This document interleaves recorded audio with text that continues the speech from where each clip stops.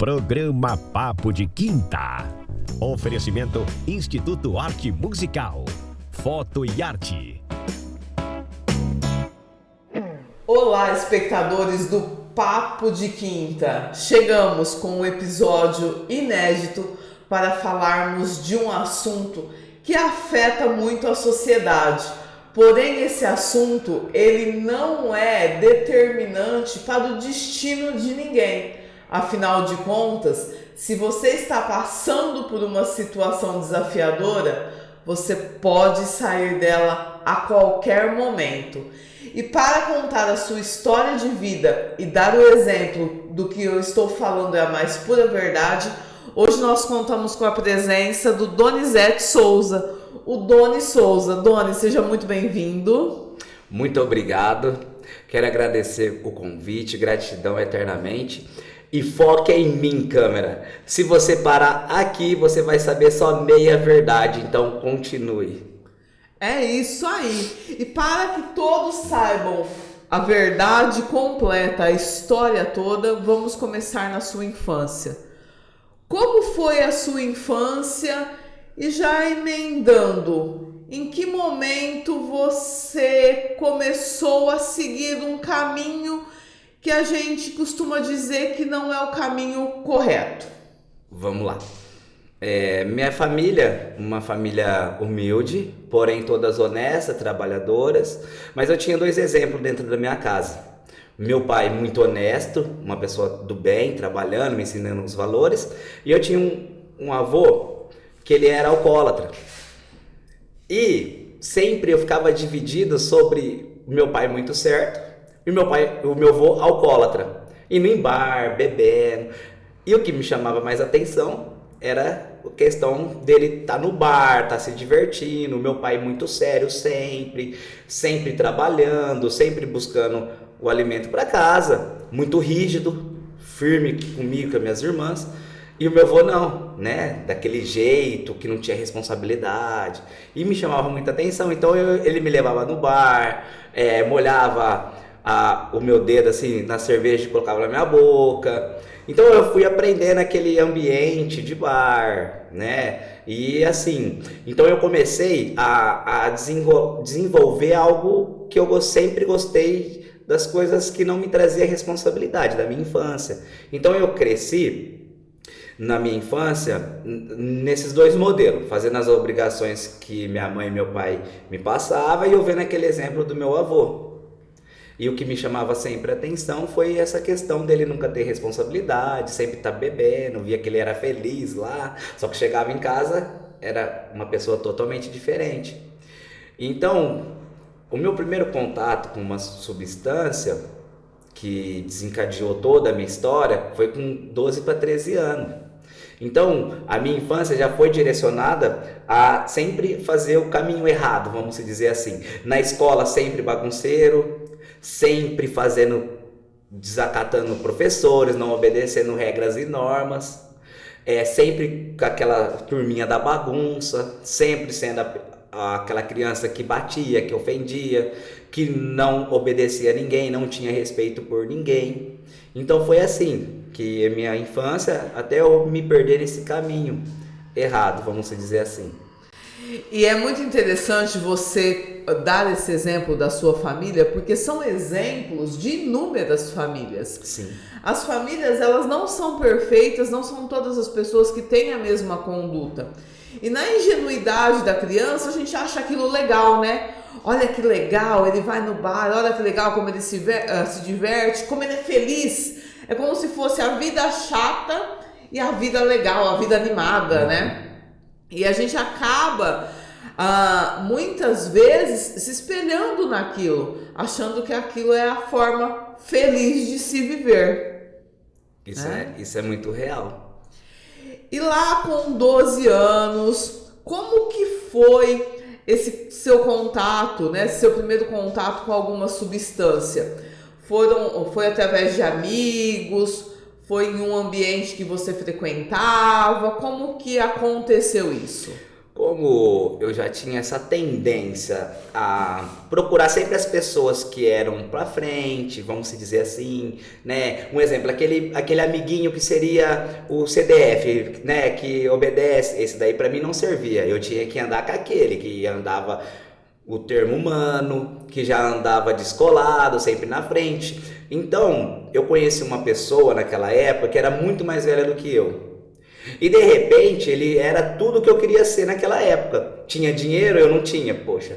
E ele, tipo assim, vamos pra festa. Ele me bancava, me ajudava. Vamos embora, vamos pra festa. E através disso eu conheci a substância que na realidade me afundou. Então, com 12 para 13 anos, eu conheci essa substância devido às amizades e os lugares errados, na hora errada. Hoje eu tenho consciência que por falta de conhecimento da minha família, eu cheguei, não é culpa deles totalmente, mas por falta de de educar o filho corretamente, de ter pulso firme, porque eu tinha 12 anos, eu já estava em bailes, 12 anos eu já estava na periferia, já estava onde tinha contato muito fácil com a substância.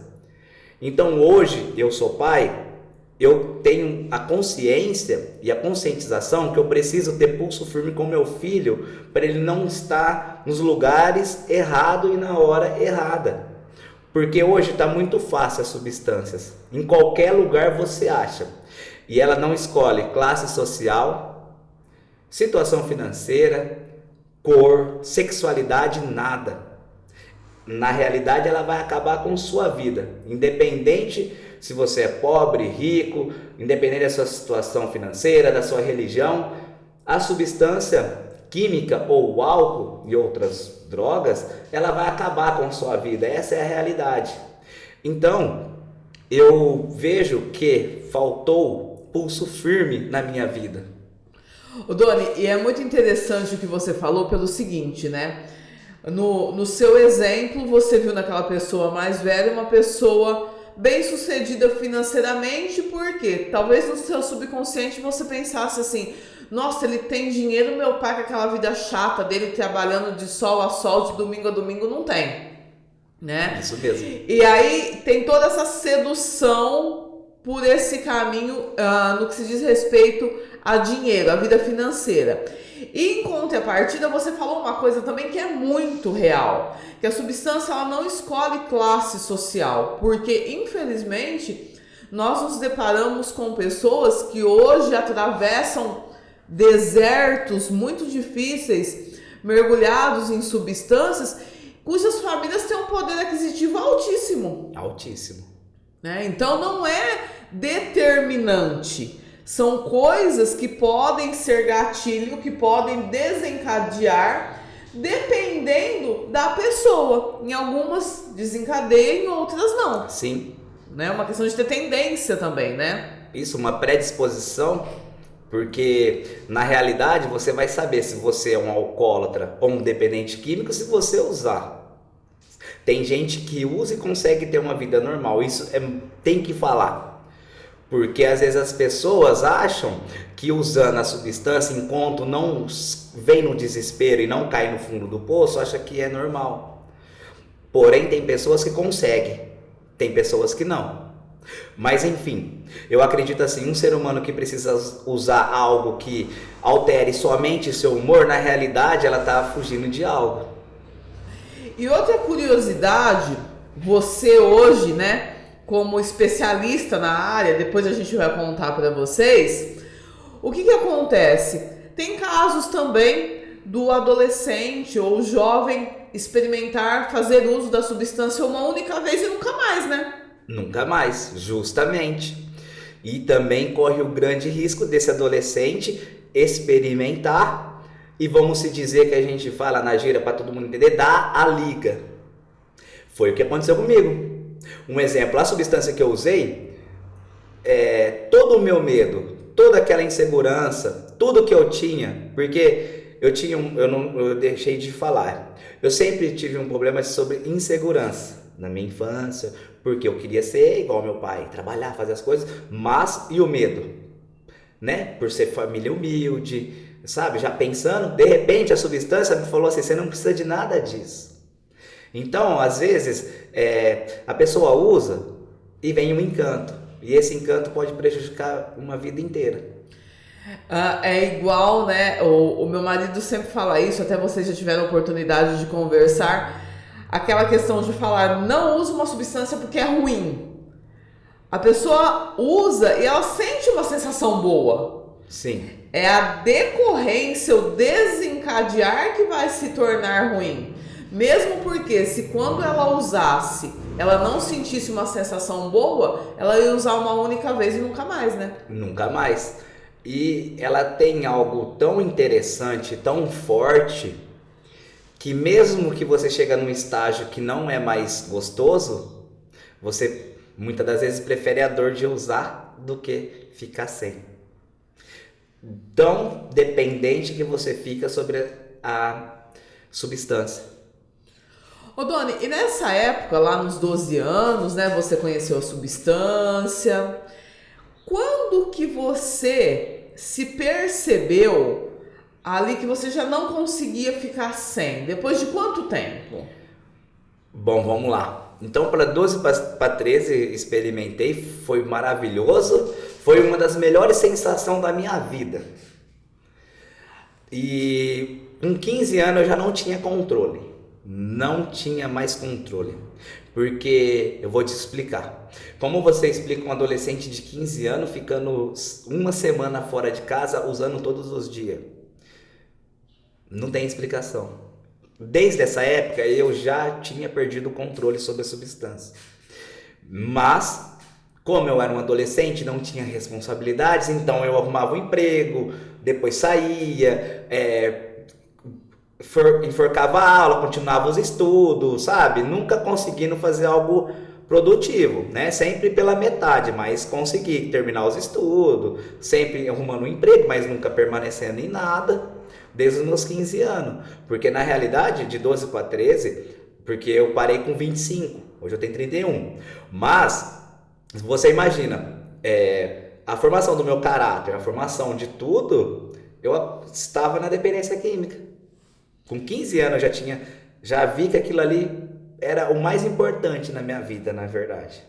Em que momento os seus pais perceberam que você fazia uso de alguma substância? Quando eu comecei a levar para dentro da minha casa.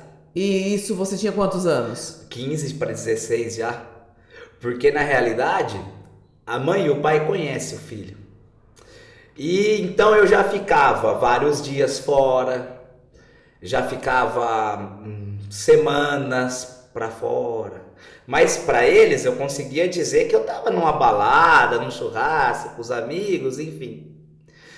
E na verdade, quando eu comecei a perder o controle do uso, eu já não queria mais usar com meus amigos. Já não queria usar com aquela pessoa que eu gostava tanto, porque eu queria substância só para mim. Não queria dividir. E entra um fator muito triste que se chama... que é o núcleo da nossa doença, da dependência química, que chama o isolamento. Porque você percebe, uma pessoa que começa a usar, tá no grupo social, tá ali na balada, tá com os amigos, tá no churrasco, mas de repente tá num quarto escuro, depressivo, porque entra um isolamento. Você já não quer dividir mais, você quer só para você, que aí entra a parte do egocentrismo, que é uma das características do dependente químico, né? Ou do alcoólatra, que é o egocentrismo, que o mundo gira só em torno de nós.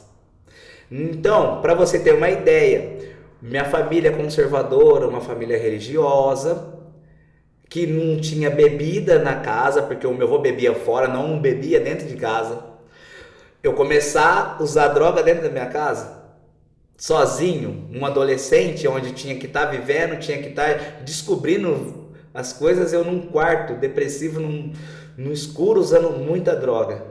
Então foi aí que meus pais descobriram, porque aí eu comecei a esquecer situações, né? E eles começaram a achar. Eu lembro que quando eles descobriram, eles não acreditaram, né? Porque você pensa, você cuida de uma criança, você coloca todos os seus sonhos, toda a sua dedicação, para de repente se deparar com um filho usando uma substância, com 15 para 16 anos. É muito triste isso.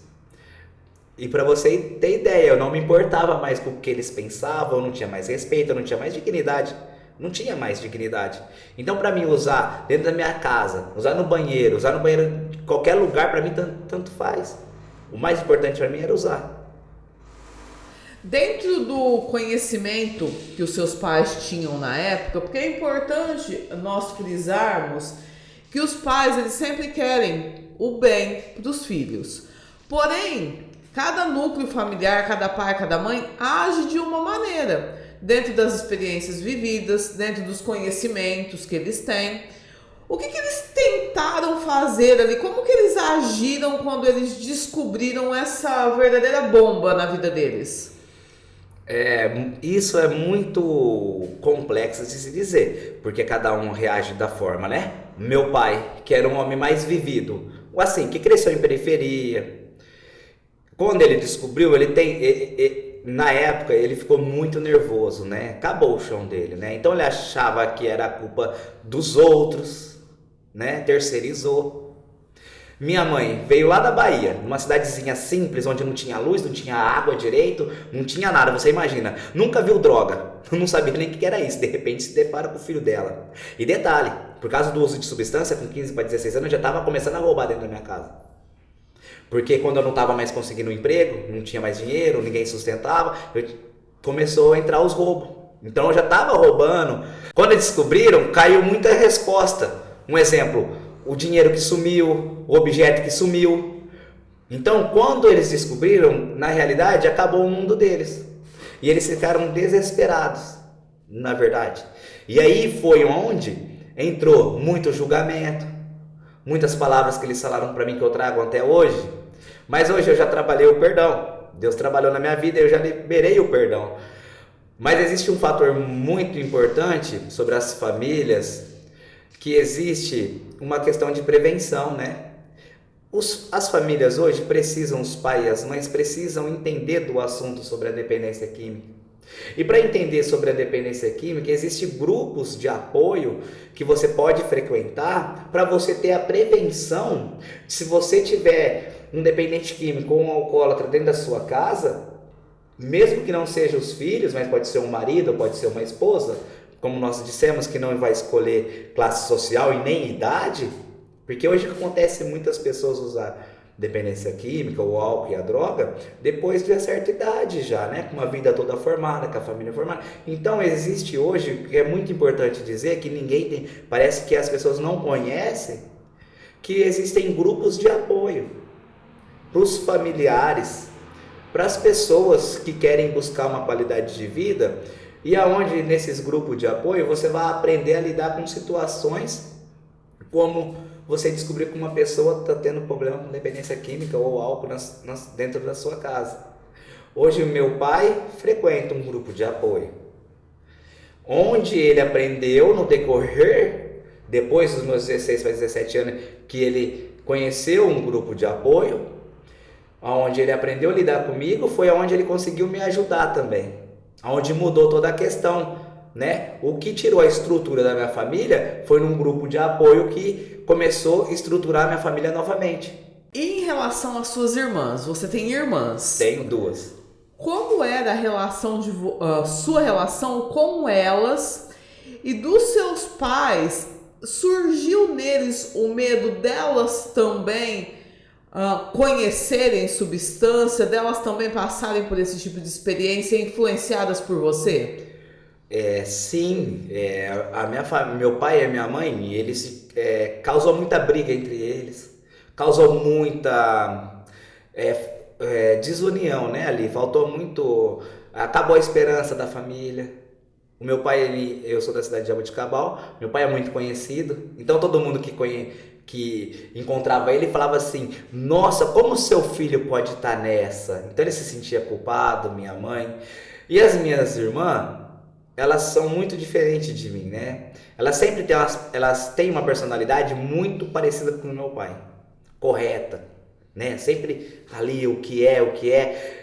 E elas não desenvolveram essa questão de experimentar, porque elas viveram comigo esse processo e elas viu e sentiu o que era a dor Você imagina, tipo, eu chegava, né, pelo efeito, ou tava roubando algo, ou gente indo lá para me matar porque eu tava devendo.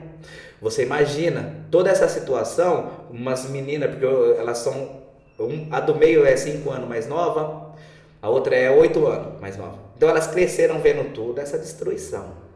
E eu causei muitos traumas nas duas, infelizmente. E nessa época eu não ligava, né? Hoje que eu tenho consciência do que eu causei em cada pessoa da minha família, minhas 2 irmãs. Mas as minhas irmãs, elas, graças a Deus, graças ao poder superior, elas não desenvolveram essa tendência, porque elas tiveram o exemplo ali, né? De destruição por causa da substância. Mas em questão ao nosso relacionamento, foi muito horrível, né? Em questão de nós não conversarmos por muitos anos. A minha maior frustração era não conversar com as minhas 2 irmãs. Porque eu cheguei a um ponto na minha vida que as minhas irmãs falaram, eu não aguento mais viver aqui nessa casa. E eu tenho uma irmã que ela tomou uma decisão certa vez que na realidade ela salvou a minha vida. Ela chegou numa situação, eu usando muita substância, eu já tinha perdido o controle da minha vida, já tinha perdido emprego, já tinha perdido tudo. E na realidade eu estava morando meio que de favor na casa dos meus pais. E mesmo assim eu desrespeitava eles, usava muita substância, se eles deixavam algo lá eu pegava. Enfim, e chegou uma hora que ela falou assim, enquanto ele estiver nessa casa eu não vou ficar aqui. E ela foi morar na casa da minha tia. E aquilo lá mexeu comigo. Porque eu também já não estava querendo mais aquela vida, certo? Mas eu não tinha força para sair. Então aquela decisão que ela tomou de sair da casa dos meus pais enquanto eu estivesse lá, fez eu tomar uma decisão de mudar de vida. E eu nunca falei isso para ela. Posso falar? Deve. A minha irmã Thalia, foca em mim, câmera. Eu nunca falei isso pra você, mas aquela decisão que você tomou aquele dia, você salvou a minha vida. Eu te amo e eu sou muito grato por você existir na minha vida. Gratidão. Então essa decisão dela salvou a minha vida. Então as minhas irmãs foi isso, sabe? Elas não desenvolveram pra dependência, mas eu causei muitos traumas nelas. E olha só, né? Como que a pessoa, ela ajuda, de repente, sem ter a intenção de ajudar, mas tudo comandado por uma força suprema. Amém. Quem diria que aquela atitude drástica dela de sair de casa seria uma chave de virada para a sua vida, né? Falando um pouquinho ainda sobre o deserto que você atravessou, mas daqui a pouquinho a gente vai falar só de coisas boas, né?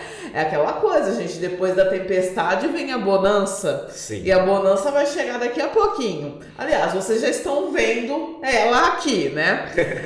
Nessa fase ainda do deserto, você falou de pegar coisas dentro de casa, né? Para vender, enfim, para conseguir bancar a substância, comprar a substância, de pessoas indo na sua casa, cobrando. Você viveu aquela fase que muitos dependentes vivem, de literal fundo do poço, assim, não tem mais jeito, não tem mais saída, minha vida vai acabar aqui. O meu ciclo nesse planeta vai se encerrar mediante ao uso disso. Você chegou a viver isso? Vivi. Porque na verdade, um exemplo, eu vou te dar um exemplo.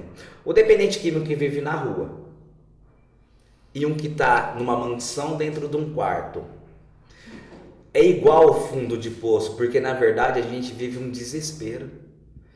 E é muito triste porque você vive em prol daquela substância, onde mais ninguém importa. Você rouba para poder conseguir, você se prostitui para você conseguir. Você não liga para nada. Desde que você tenha a substância, você não liga mais para nada. E eu vivi isso, porque eu cheguei numa etapa da minha vida que eu não conseguia mais trabalhar.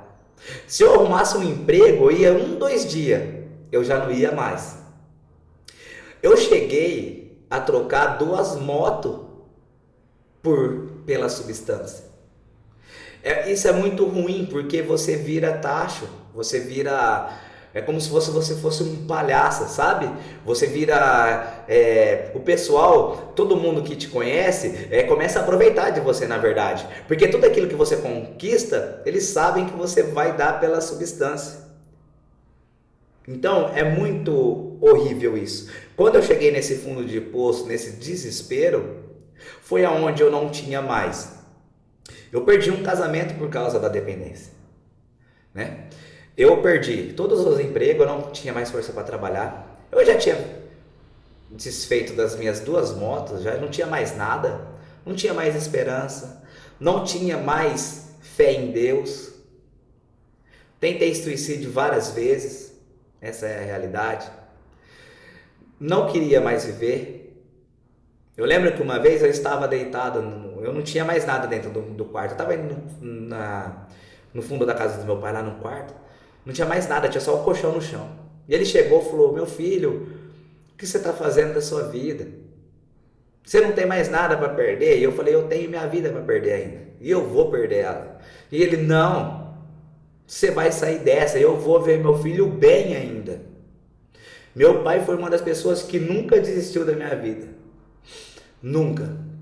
E eu nunca consegui falar isso para ele, a minha família. O meu pai, eu tenho muita gratidão, porque se meu pai não existisse na minha vida, eu não estaria mais aqui para contar a história. Não estaria vivo, porque o meu pai nunca desistiu de mim. Minha mãe não teve muita estrutura, mas nunca desistiu também, porque nós temos que também ter uma consciência. Porque as pessoas também não conseguem acompanhar a gente na nossa doença. E isso não é culpa das pessoas, porque tem gente que não suporta. Muitas pessoas pararam no meio do meu caminho, sabe? Por quê? A culpa foi deles? Não, a culpa foi minha. Por estar vivendo naquele momento. E viver naquele momento não decidiu o que eu sou hoje. E eu quero falar para você que está passando por problema com dependência química, com alcoolismo, para você que está passando por qualquer situação que você está vivendo, depressão, qualquer doença, isso não te define hoje. Esse deserto, essa tristeza, essa solidão, essa depressão não vai te definir o que você vai ser amanhã. Levanta hoje, porque o que você fazer hoje vai te determinar o que você vai ser amanhã. É assim que eu tive que fazer. Então, é dessa maneira. Você chegou a passar por alguma internação? Passei por 4. E como foram essas experiências? Por exemplo, a primeira internação, você ficou quanto tempo? E depois como foi o pós, quando você saiu? A primeira internação foi aquilo, né? A família inteira querendo, não sabia o que fazia, e acharam a clínica, né? Acharam a comunidade. E aí eu fui, cheguei lá, não sabia muito sobre internação, não sabia sobre nada, né? Então eu fiquei 5 meses. 5 meses, e aí lá na época você vinha visitar e voltava. E foi algo tão marcante na minha vida, o que eu falo. Tem pessoas que precisam de uma internação. Tem pessoas que precisam de 1, 2, 3, 4, porque é questão de amadurecimento. É comprovado. Cada momento que você fica sem droga, você amadurece. Porque nós que usamos muita substância, nós tem um fator que a gente não chega no amadurecimento igual as outras pessoas normal chega. A cada período que você fica sem o uso, você amadurece. É isso que acontece com as internações. Para você que já teve 1, 2, 3 internação, acha que não resolveu, você precisa tentar mais uma, porque às vezes essa mais uma é onde você chegou no grau de amadurecimento para você entender que você não precisa de substância para viver. Então, a primeira foi muito marcante na minha vida, porque eu fiquei 5 meses, eu estava lá em Minas, em Tuiutaba, eu cheguei em Jaboticabal, eu já usei de novo, não deu tempo para nada. A recaída foi imediata? Imediata, tipo 5 horas longe da comunidade. E caiu o meu chão. Porque lá dentro eu achava que como eu não estava usando mais, eu nunca mais ia precisar. Mas quando eu cheguei em Jaboticabal, me deu a vontade na hora. Na hora. Ô Doni, e você sabe, eu já conversei com pessoas que foram internadas, enfim, e que me falaram justamente isso. Lá eu me sentia preparada ou preparado para enfrentar o mundo. Quando eu saí, eu percebi que não. Tanto que algumas pessoas até pedem para sair, saem antes do tempo indicado, porque já se julgam fortalecidas. Sim. Mas quando se deparam com o convívio com a sociedade, aí sim que conseguem perceber que ainda não estavam maduras o suficiente, né? Com certeza. Existe o gatilho, né? O gatilho na nossa mente, o gatilho emocional nosso. Porque nosso sistema nervoso, uma vez que a gente usou uma substância, nunca mais é o mesmo. E aí você pensa, você usou 10, 15 anos, ou seja, 5 anos. E de repente você ficou 5 meses limpo. Você acha que você vai conseguir esquecer? Isso é muito real. Tomem muito cuidado, porque nós usamos umas frases de recuperação assim: evite lugares e evite pessoas da ativa. Isso é muito real. O que aconteceu comigo? Eu cheguei em Jaboticabal, primeira coisa que eu pensei foi no bairro que eu gostava de ir comprar. Eu falei, eu vou ver meus amigos, eu tô bonito, tô bem, beleza, fui ver. Só que na realidade eu não queria ver ninguém não, eu queria essa distância. Então nós devemos tomar muito cuidado com esses gatilhos emocionais que nós temos. Lugares e pessoas da ativa. Para você que está vivendo uma recuperação, isso é muito importante falar. Você deve evitar pessoas que você teve contato da sua ativa que você usava. Você precisa evitar lugares aonde você ia, que você fazia o uso. Você precisa entender isso, porque a dificuldade de nós dependentes químicos, porque eu sou um dependente químico, mas eu estou em recuperação, estou em sobriedade, busco minha qualidade de vida. Para você entender que você vai ficar sem a dependência, você tem que abrir mão daquilo que você fazia antes. Tem que literalmente mudar a vida, né? Mudar o núcleo de amigos, os locais que frequenta, tudo aquilo que a pessoa julga que pode ser um gatilho, ser evitado. Ser evitado. E tem gatilhos que nós também não conhecemos. Tem muitos gatilhos que é na hora. A minha família para mim era um gatilho. Mas trabalhando muito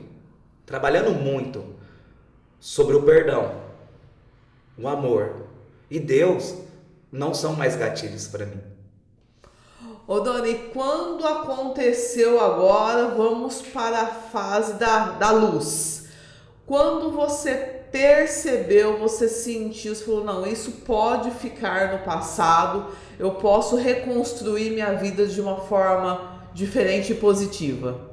Foi quando minha última internação na Home Care em Ribeirão Preto, onde eu me deparei. Eu tinha arrumado um último emprego, fiquei acho que 1 mês, mas daquele jeito, faltando em tudo. E falei, não consigo mais, né? E meu pai, olha, você precisa de mais uma internação. E eu falei, não vou me internar mais não, isso não vira nada. Porque na realidade eu não queria parar. Só que aí, o que aconteceu? Eu vi que eu estava sofrendo muito usando. Eu não tinha mais forças para buscar, sabe? Se você chegasse e oferecesse para mim, eu não tinha mais vontade de usar. A dor dentro do meu coração e dentro da minha alma era tão desesperadora. Eu tinha um vazio tão grande dentro da minha alma, que eu olhei ao meu redor, eu não tinha mais pai, não tinha mais mãe, não tinha mais ninguém, mesmo eles estando lá. Meu filho crescendo, eu não vendo o que aconteceu na vida do menino. Hoje ele já tem 10 anos, sabe? Então eu não sabia o que estava acontecendo na vida do meu filho. Não tinha mais amigos. Eu sou uma pessoa rodeada de pessoas. Sempre fui. Né? Eu gostava de dançar, sempre gostei, já não dançava mais, não treinava mais. Ninguém me via mais. Eu sumi. E eu não conseguia tirar minha vida, sabe? Porque no fundo, Deus já tinha um plano na minha vida. Foi aonde eu fui encaminhada para mais uma internação, aonde lá começou o processo verdadeiro, porque eu cheguei na última internação sem máscaras. Como eu já tinha 3 antes, é aquilo do amadurecimento. Então, quando eu cheguei ali, eu já tinha muita dor, já tinha muito sofrimento. Eu já não tinha mais solução, eu não tinha mais nada, na verdade.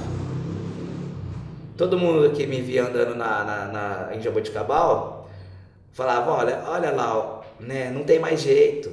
Olha o filho de fulano, é sem vergonha, é vagabundo.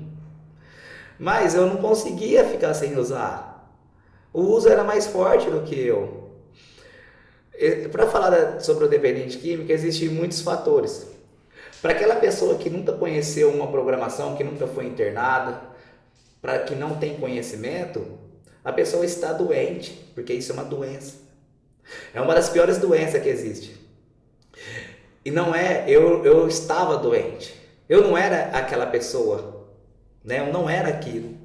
Porque todos nós temos uma essência dentro de nós que é Deus. E Deus não fez nós para ficar usando dependência química, álcool, acabando com a nossa vida. Deus nos deu a vida para viver e para servir as pessoas. Então, eu falei, eu preciso mudar de vida, porque agora eu já não tenho mais nada. Eu não tenho para onde correr. Eu não tenho mais casa, eu não tenho mais emprego, eu não tenho mais família. Agora é eu. E quando ficou só eu descobri quem eu era. Uma pessoa frágil, uma pessoa com muita debilidade, com muita fraquezas, dificuldades, certo? Mas uma pessoa de um bom coração, que precisava de ajuda. E na realidade, quando eu cheguei nesse lugar, as pessoas olharam para mim e disseram que acreditavam em mim. Foi isso que eu peguei na fé. Porque quando falaram para mim que eu poderia ser diferente, eu acreditei naquela palavra. E agora eu quero dizer para você, família, para você esposa, filhos, se você tem uma pessoa com problemas com dependência química ou com álcool na sua família, não desista desse familiar, porque ele não é essa pessoa que está mostrando ser hoje. Se você acreditar, se você ter fé em Deus, não desista, porque essa pessoa pode se tornar algo extraordinário. Porque normalmente essas pessoas que têm problema com dependência química ou álcool são pessoas extraordinárias, que ainda não acharam sua missão espiritual e não entenderam o que tem que fazer na vida. Porque eu só consegui mudar mesmo, foi na hora que eu acreditei nas palavras das pessoas que falaram que eu ia mudar. E na hora que eu falei assim para Deus, eu lembro até hoje, porque nessa clínica toda segunda-feira tinha culto. E eu sentava no último banco da igreja e falava assim: Deus, eu quero mudar de vida. E Deus respondeu para mim, falando assim para mim: se você quer mudar de vida, você tem que entender a sua história e abrir mão de muita coisa. E eu falei: pois bem, eu vou abrir mão de muita coisa. E eu abri mão, sabe o que eu abri mão? Do egocentrismo meu, de achar que o mundo girava em torno de mim. E agora eu sei que a minha missão espiritual é ajudar as pessoas, não prejudicar mais, igual eu fazia antes. Foi aí que começou todo o processo de mudança na minha vida. E ainda acontece, porque não pode parar. O processo ainda continua. Você falou agora, né, do seu encontro com Deus através do culto na clínica. E eu justamente gostaria que você falasse da importância da fé para você sair desse deserto. Porque você hoje é uma pessoa extremamente espiritualizada, uma pessoa de fé. Nós sabemos que, independente do tipo de deserto que a gente atravessa, mesmo porque existem inúmeros tipos de deserto, todos nós já atravessamos ou vamos atravessar algum. Com certeza. O seu foi da dependência química, o meu é um, o do Bruno é outro, e assim por diante. Mas qual é o momento em que a gente ouve Deus, em que Deus entra na vida da gente e se mostra como o ser supremo, aquele que nunca nos abandona. Como você sentiu isso e como você, a partir de então, passou a conduzir a fé na sua vida? Todo mundo passa por um deserto. O meu deserto foi a dependência química, mas muitos passam. Você pode estar passando agora. Você que está assistindo pode estar passando por um deserto agora. E eu não posso julgar você da mesma maneira que não pode me julgar, porque cada deserto é você que sente. Mas existiu um fator muito importante, porque nós aprendemos, existe algo que nós trabalhamos sobre a dependência química que chama os 12 passos. O primeiro passo fala assim: admitimos que era impotente sobre a nossa adicção e que nossa vida se tornou incontrolável. Aí eu aprendi que a minha vida se tornou incontrolável por causa do uso da substância, por causa da minha doença. Essa doença não tem cura, ela é progressiva e fatal, mas ela pode ser estacionada. Quando eu tive que admitir que eu perdi o controle da minha vida, eu me deparei com uma situação chamada fracasso. Porque a dependência química mexeu em todas as áreas da minha vida. Então eu estava fracassado, entrando em falência. A primeira situação que a gente entra em falência é o espiritual. Eu estava morto espiritualmente, só trevas, só trevas. Emocionalmente, falido. Fisicamente, também já estava me degradando. Então todas as áreas da minha vida estavam em falência espiritual, falência emocional. Quando eu fui trabalhar o segundo passo, fala assim: viemos acreditar que um poder superior poderia nos devolver a sanidade, devolver a esperança. Quando eu não tinha mais nada, e os cultos, né, a forma que ia acontecendo, as espiritualidades, os cultos, na realidade eu vi que tudo que aconteceu na minha vida foi a separação minha de Deus.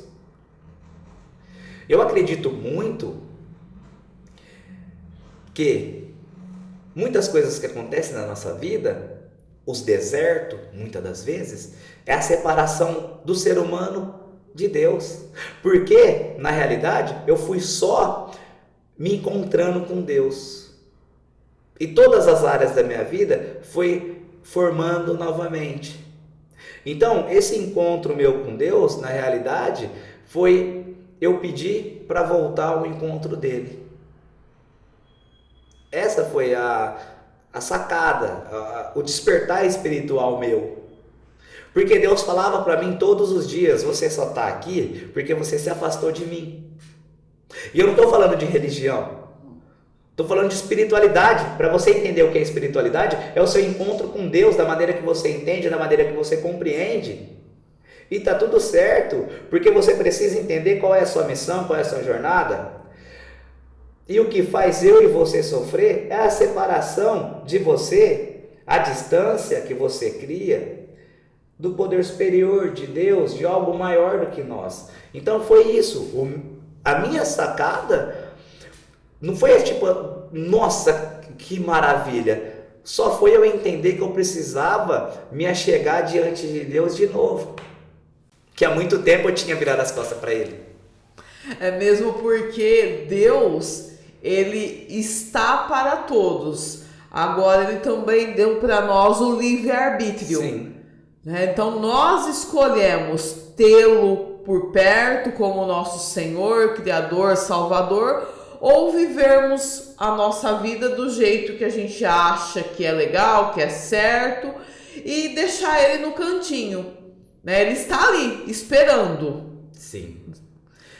Doni, e aí, graças a Deus, né, falando do Senhor Supremo, você teve essa virada de chave, você reconstruiu tijolo a tijolo todos os aspectos da sua vida, a ponto de você estudar e se tornar um profissional que ajuda pessoas que hoje passam por esse deserto que você passou. Sim. Né?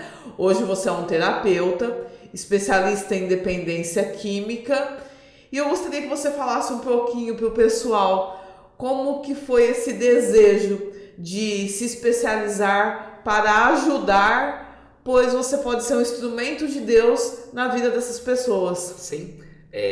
Na realidade, quando eu entreguei minha vida novamente para Deus, que aconteceu o despertar espiritual, o despertar de consciência, que eu acordei dentro de uma clínica, já tinha perdido tudo, já tinha perdido emprego, família. Eu falei, pois, Deus, eu quero mudar de vida. Deus falou, você vai ter que abrir mão de muitas coisas.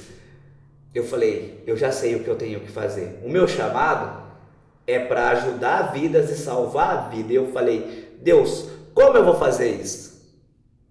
Foi aonde o dono da clínica falou assim, eu vou te dar um curso de terapeuta. Eu falei, o que é terapeuta? Ele falou, terapeuta é aquela pessoa que promove qualidade de vida para o paciente, para o acolhido, e saúde mental, promove a qualidade de vida. Eu falei, esse é o meu caminho. Então eu fui na Federação Nacional que trata álcool e outras drogas, sou federado pela Federação Brasileira e outras federações, pela Federação do Amor Exigente também. Hoje eu atuo como coordenador e terapeuta de uma unidade feminina, aonde todos os dias eu estendo a mão para ajudar alguém, como lá atrás estenderam a mão. E é muito gratificante esse trabalho. É um trabalho espiritual, aonde você dá dignidade para as pessoas. Porque eu sei o que é não ter dignidade. Ainda mais quando você chega no fundo do poço. Então, a importância da minha vida hoje é muita gratidão a Deus. Porque Deus que me dá a força todos os dias para levantar e estender a mão para o próximo. Isso é ser um terapeuta. É estender a mão para quem está precisando. E é muito interessante quando a gente faz um paralelo daquele Donizete que roubava, o termo é esse, as coisas de dentro de casa para trocar por substâncias químicas, hoje coordenador de uma comunidade terapêutica que cuida, né? O termo coordenador já fala não só da área terapêutica com o pessoal que lá está internado, passando por essa fase, mas também que administra outros ramos da comunidade, que cuida inclusive do financeiro, dos contas a pagar, do fazer as compras. Olha que virada tão grande, tão literal. Hoje você tem essa responsabilidade, essa confiança e faz jus a ela, né? Sim, é muito gratificante, porque onde eu não tinha mais esperança, hoje eu tenho esperança. Onde eu andava de cabeça baixa, hoje eu ando de cabeça erguida. Onde ninguém me queria mais, hoje eu sou querido. E é muito importante, porque Deus nos coloca pessoas assim que você fica olhando para o seu passado. E aí você não pode julgar. Você estende a mão. E aí você recebe amor, carinho em troca, sabe? Aonde foi destruição, hoje é vitória de Deus. Essa é a realidade. Aonde eu era julgado, hoje eu ajudo. Eu aprendi que eu preciso ter uma responsabilidade social. Eu preciso ser alguém. Eu preciso ajudar a sociedade. E eu sou contra álcool, isso qualquer substância. E até contra cigarro, desculpem. Porque eu sei a destruição que causa nas famílias.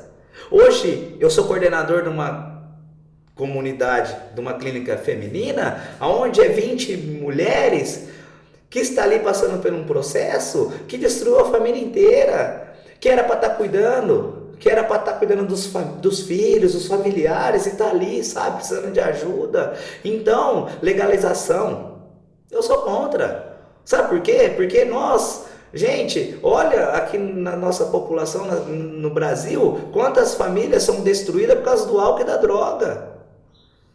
Sonhos, porque eu era um projeto falido, eu não tinha mais sonhos, eu não tinha esperança, eu só dava lucro para o crime, porque para a sociedade eu não dava lucro, pelo contrário, eu era o marginal, né, que vivia à margem da sociedade. Então hoje eu faço um trabalho que é minha vida e eu preciso mesmo, que eu preciso ajudar as pessoas e conscientizar que a substância química, o álcool, vai te matar. Você vai perder todos os seus sonhos, você vai perder família, você não vai conseguir viver. Enquanto você estiver vivendo nessa ilusão que a dependência química te traz, na realidade ela é um próprio coveiro espiritual, que ela vai te enterrando e vai te matando aos poucos. Então hoje eu sou muito grato ao que Deus fez na minha vida e eu entendi que eu preciso levar a mensagem, sabe?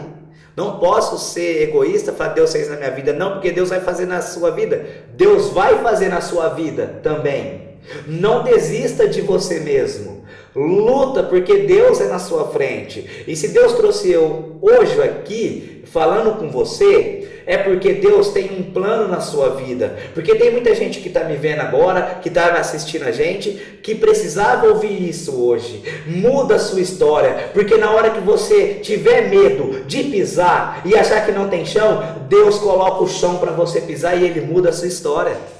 É assim.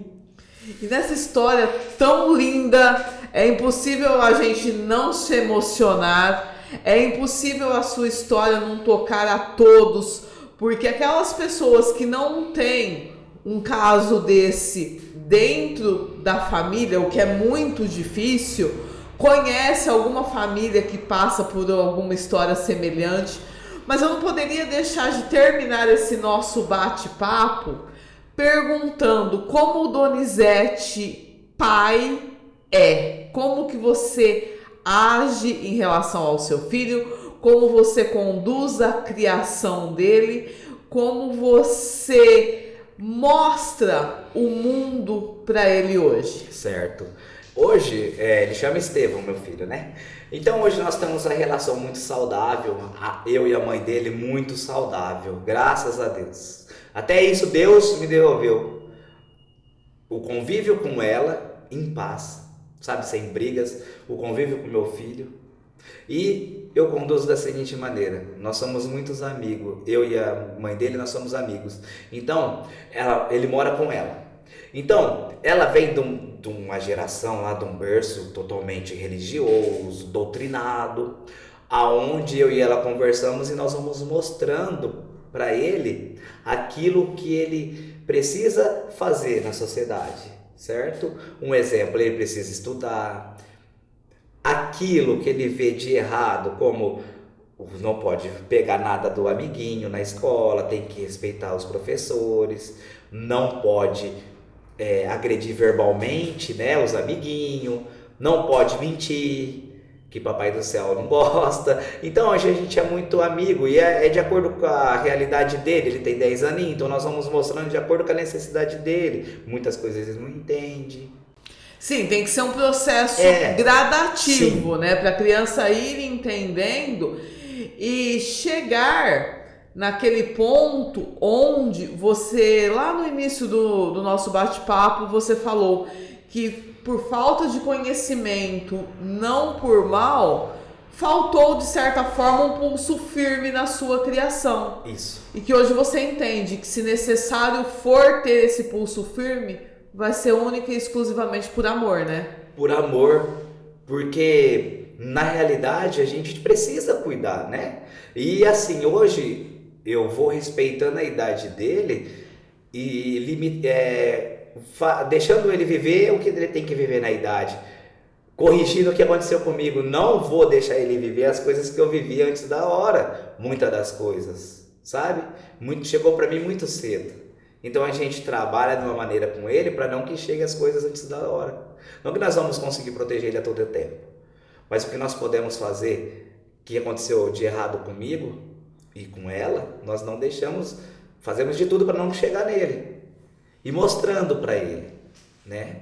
Ou quando ele vai lá visitar as meninas, que às vezes ele vai lá, né? Aí eu explico para ele, falo, olha, essas meninas estão aqui porque tiveram dificuldade na vida, mas não são pessoas ruins, são pessoas que precisam de ajuda, como o seu pai precisou, né? Então assim, eu vou explicando e mostrando para ele. Doni, e para nós terminarmos esse nosso bate-papo, que nós iríamos fazer um podcast daquele de umas 3 horas, né, Bruno? Porque é muita coisa para perguntar, muita história boa, né? Tem muita história. Tem muita história boa, porque o deserto acabou e a partir dele são inúmeras experiências positivas que você viveu e que você vive a cada dia inspirando as pessoas. Verdade. Gostaria de pedir para você deixar um recado.